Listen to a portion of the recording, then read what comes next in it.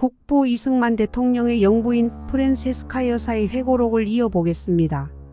프란체스카 여사의 눈에 비친 이승만 삶. 가난한 독립운동가 팬입니다. 사업가 집안의 막내딸로 자란 나에게는 낯선 미국에서의 궁핍한 결혼 생활이 힘들었지만 보람있는 것이었다. 생활이 아무리 어려울 때라도 남편은 언제나 그분 특유의 유머로 사람들을 곧 잘 웃기고 여유를 보이는 낙천가였다.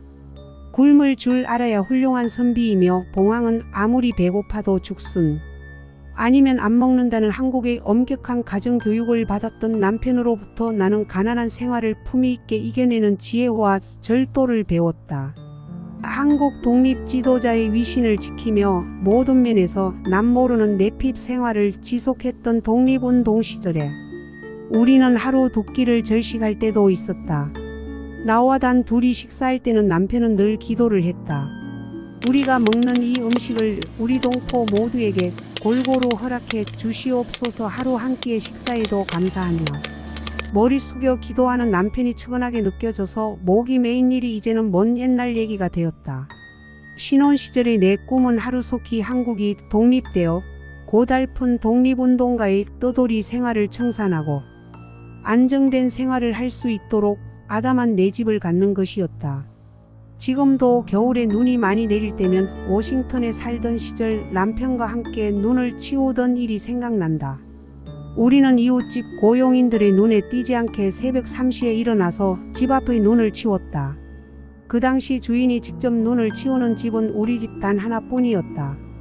아무리 고된 일이라도 남편과 같이 했던 일은 내 가슴속에 즐거운 추억으로 되살아난다. 독립운동 하느라 밤낮 없이 넓은 미국 땅을 누비고 다닐 때였다.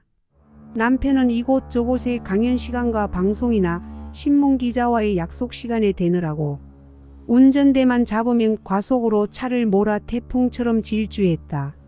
그의 과속 운전은 먼 거리를 짧은 시간에 가야 하는 바쁜 일정 때문이기도 했지만 마음껏 달려야만 직성이 풀리는 혁명가적 기질 탓으로 보였다.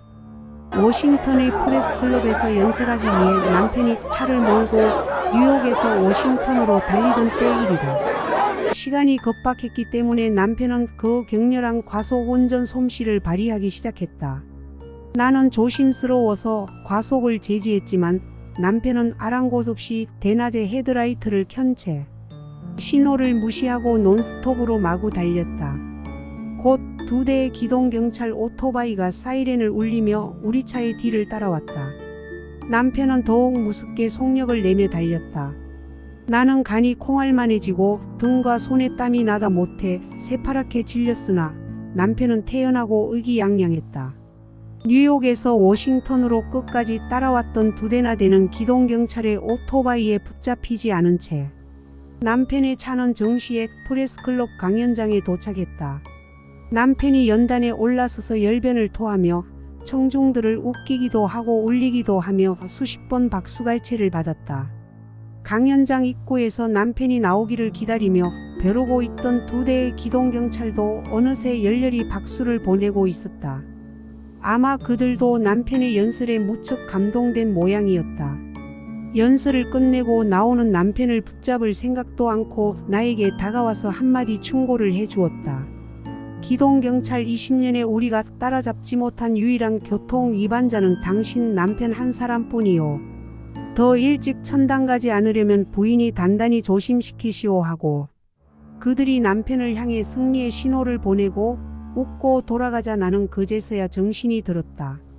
이때부터 자동차 운전만은 꼭 내가 해야 되겠다고 나는 마음속으로 결심했다. 그리하여 나는 남편으로부터 자동차 운전을 배웠다.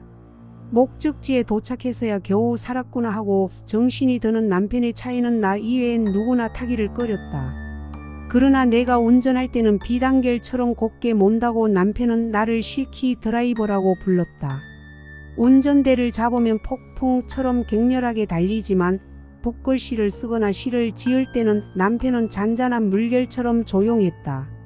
늘 젊고 건강했던 남편의 특이한 성품은 무엇에나 열중하면 그 일에 완전히 빠져버렸다. 책을 보거나 붓글씨를 쓸 때 한 번 정신을 집중하면 옆에서 창문이 깨져도 몰랐다. 일평생을 온갖 풍상 다 겪으며 해외에서 독립투쟁을 해온 남편이 그토록 건강했던 것은 늘 자연을 벗삼아 자유롭게 지내는 어릴 적부터의 생활습관과 편안하고 욕심 없는 마음가짐 때문이 아니었나 생각된다. 낚시질 할 때는 고기를 낚아서는 도로 놓아주고 오직 낚시질만을 즐겼다. 남편이 항상 낚은 고기를 도로 물에 놓아주는 것을 이상하게 여긴 사람들은 왜 애써 잡은 고기를 놓아주느냐? 고 묻기도 했다. 그러면 남편은 나는 고기를 잡으려고 낚시질을 하는 것이 아니라 낚시를 즐기려고 낚시질을 한다고 설명해 주었다. 항상 바쁜 일정을 나누어 주말이면 남편은 한국 학생이나 동지들과 낚시하러 포토맥 강변이나 호수가로 나갔다. 미국에서 낚시할 때면 남편은 가끔 한강변의 광나루 낚시터 이야기를 해주었다. 나와 함께 미국 각지를 돌아다닐 때도 남편은 늘 자기 고향의 아름다운 풍경과 정겨운 이야기를 들려주었다.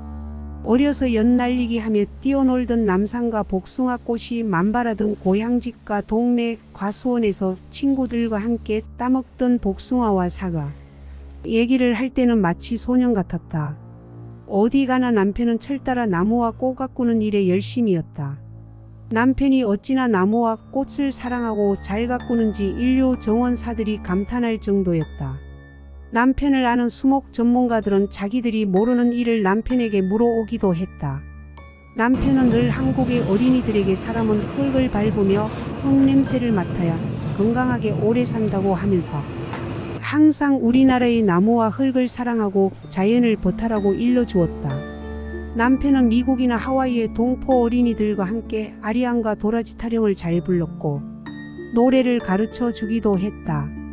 삼천 리반도 검수강산 하나님 주신 동산 이 동산에 할 일 많아 사방의 일꾼을 부르네. 곧 이날에 일 가려고 누가 대답을 할까. 일하러 가세. 일하러 가. 삼천리 강산 위에 하나님 명령 받았으니 반도강산에 일하러 가세. 님편은 늘 욕심내고 화내고 남을 미워하는 것이 건강에 제일 해롭고 항상 기뻐하고 감사하며 남을 먼저 생각하는 사람은 늙지 않는다고 말했다. 건강을 유지하는 최선의 비결은 언제나 마음을 편안히 갖고 잠을 잘 자는 것이라고 남편은 말해 주었다. 미국에서 남편은 많은 사교 모임에 나갔지만 술과 담배는 일체 입에 대지 않았다. 청년 시절 집안 어른들로부터 술 마시는 법을 배웠다는데 구국운동할 때부터 술과 담배를 끊어버렸다고 했다. 그러나 해방 후 귀국해서 가끔 윤석오 씨와 이기붕 씨 집에서 정성껏 담가 보낸 막걸리를 불러 장수주라고 남편은 나에게도 조금씩 권하며 즐긴 적은 있었다. 그러나 6.25 전쟁 후 굶는 국민이 있는데 어찌 쌀로 만든 막걸리를 마실 수가 있겠는가고 막걸리는 물론 다른 술도 입에 대지 않았다. 언젠가 어느 애주가 친척이 와서 나에게 만일 대통령이 술을 좀 마셨더라면 한국의 역사가 더 나은 방향으로 발전되지 않았겠느냐 고 말한 적이 있었다. 그러나 나는 술과 담배가 건강에 좋다고 생각하지 않으므로 우리 역사에도 보탬이 됐으리라고는 생각치 않는다. 남편은 가슴에 울분이 쌓이면 장작을 열심히 팼다. 장작 패는 일은 남편이 젊었을 때부터 해왔다고 했다. 약소민족의 지도자로서 나라 없는 서름과 냉대를 받으며 강대국의 횡포에 시달려 온 남편에겐 장작 패는 습관이야. 말로 쌓인 스트레스를 풀어주고 건강을 지켜준 비결이 아니었나 여겨진다. 화나 울분은 참는 것보다 빨리 풀어야 건강에 좋다고 한다. 독립운동하던 시절이나 대통령 재임 시나 남편은 틈나는 대로 나와 함께 맨손 체조를 하거나 산책을 했고 정구를 즐겼다. 너무나 감동적인 국부 이승만 대통령의 영부인 프란체스카 여사의 회고록입니다.